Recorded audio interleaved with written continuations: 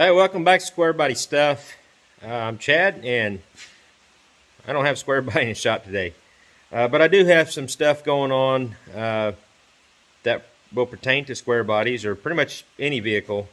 Going to be doing some brake line repair on this Tahoe. This is my wife's 05 Tahoe.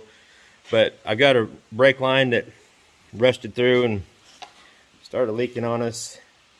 At least it did it while I was in the driveway and not going down the road. So anyhow, I've got to fix that. So in this video, I'm going to show you how to double flare brake line tubing. But before we get into that, if you like what you see here, if this helps you out, hit that subscribe button down below. Gives a thumbs up, like, whatever you want to do. Also, go down in the description box below and check out the Teespring link for my merchandise. I've got, let's see, there's a hoodie there, one of my designs.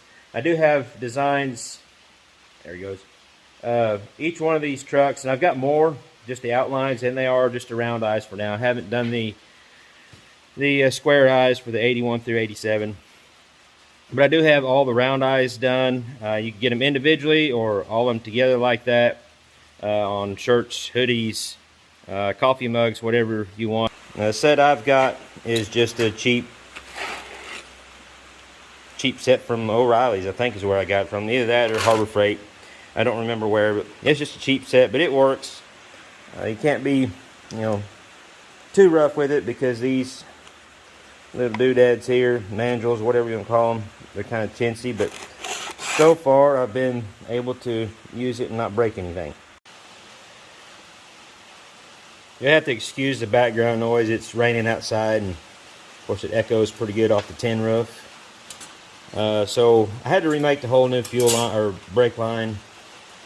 Done the bends to pretty well match the original. Done the best I could. I may have to tweak a little bit once I get it in there. I'll go over how I bent that real quick. This is the tool I use to bend it.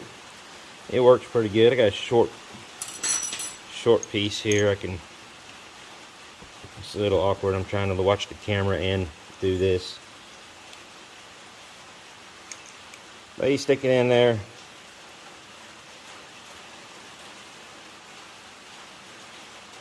And these are nice because you can go all the way, if this piece was longer, you can go all the way and make a 180-degree bend.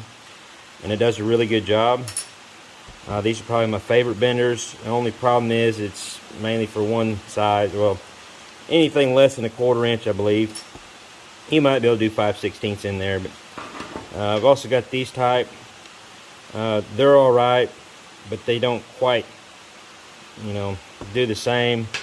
It does have a different deal you can put in there. And then the old school, just one of these where you just wrap it in there and bend it, but it has a bigger radius, and you can still go past 180 degrees with one of these. But those are 3 tools I've got for bending tubing. Figured I'd show you that real quick before we get into how to do a double flare. And I'm going to use one of these short pieces instead of trying to monkey around with that big piece. First thing you'll have to do is get the correct mandrel or doodad, whatever you want to call it. I'm trying to get it out of the package here. I'm working with 1/4 inch line. There's 1/4 inch. It fits in there. You'll need this to set your depth of your tubing.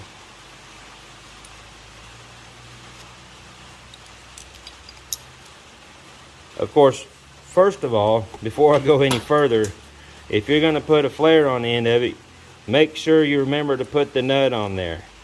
I don't know how many times I've had to cut a flare off just because I forgot to put the nut on there. So don't forget to put the nut on there.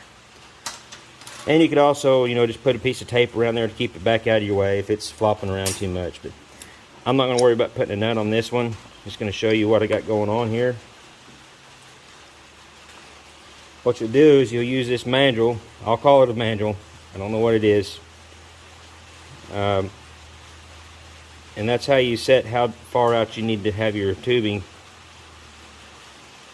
from your device here.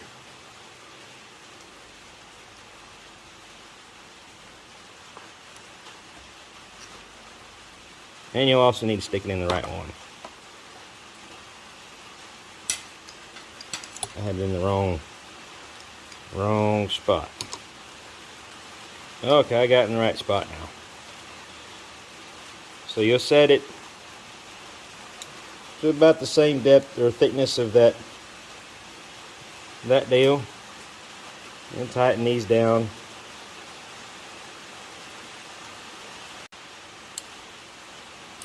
And you'll want to get these pretty tight so your tubing doesn't slip through when you try to press it.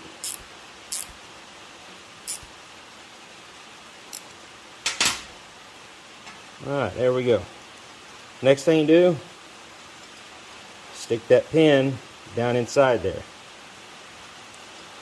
Actually, before you do that, you really need to ream out the inside of this. You can take a pocket knife or a reamer. I'm not sure where my reamer went, but clean the inside out of that real quick. Alright, I'm going to use this countersink bit to ream it a little bit.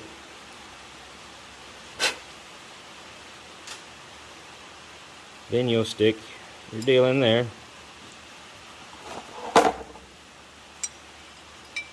Run your press out so it fits in there.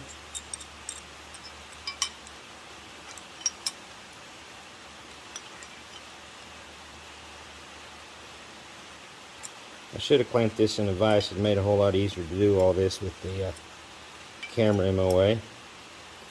We'll get by. Okay, now make sure everything's fairly straight and square.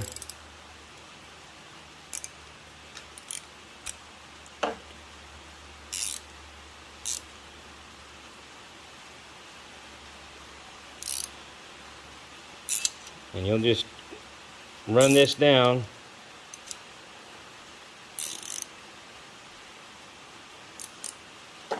until it's, and this one kind of got a little cockeyed.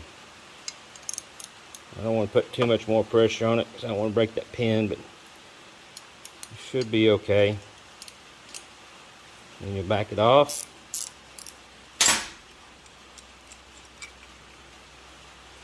Sometimes you'll need pliers to get that out. Alright, now I got this out. Just use a pair of pliers, pulled it out. It wasn't in there very tight. But I do have a problem.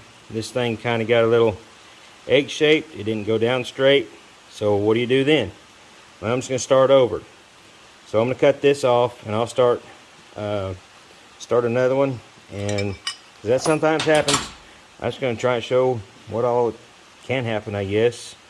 But if you have something like that, abort mission, undo it, cut it off, and start it over again, because that won't seal very good. Alright, so we're going to start over.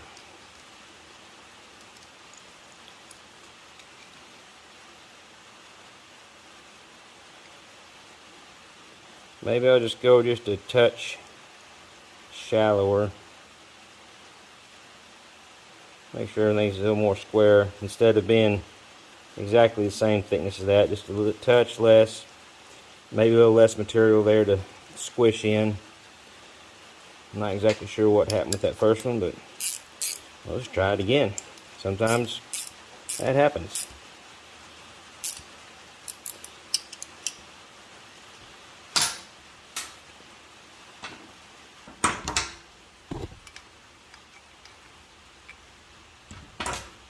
That's a little better.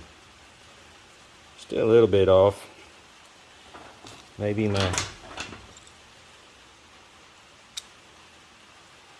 it's getting a little wore.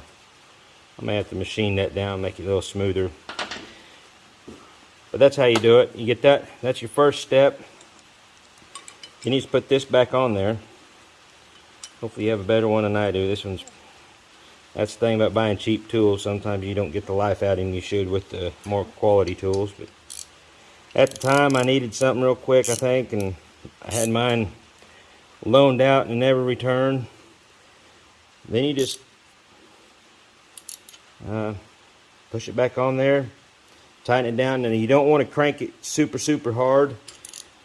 You just want it enough to push that in. You maybe want to go a little bit further than that. But that gets you your double flare. If my tool was in better shape, it would be a better quality flare. So that just goes to show you, cheap tools, you get cheap quality sometimes. So, but I think I could fix that with my lathe or do something with it. But that's how you do a double flare. And the reason you don't want to crimp that down super tight on this second and final step is once you thread this into your fitting and tighten it down, then it'll finish forming to the fitting and seal a lot better.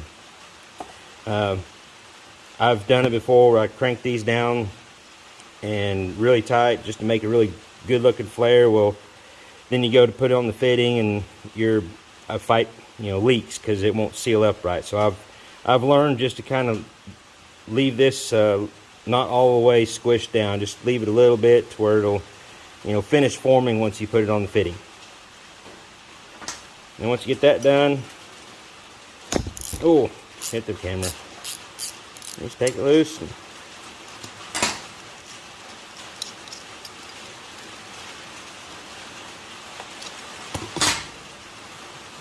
There's your decent double flare.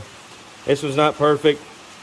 Like I said, my tool I'm working with is not the best, but if you have a good quality tool, it works pretty much the same, at least this style.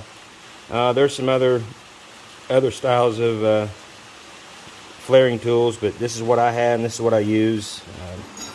So I would suggest getting a better set if you're going to do a bunch of them. I do need to invest in a good set one of these days, but for now, this will work. I'll get my brakes working on the Tahoe and move on to some square body stuff. Alright, I hope that helps somebody out. I know it wasn't a square body, but it is something that comes in handy when you're working on your square body. Of course, obviously my tool's not the best, but anyhow, I'm going to end it off here. Till next time, y'all keep your square bodies rolling or whatever else you might have in the shop you're working on. And we'll catch you later.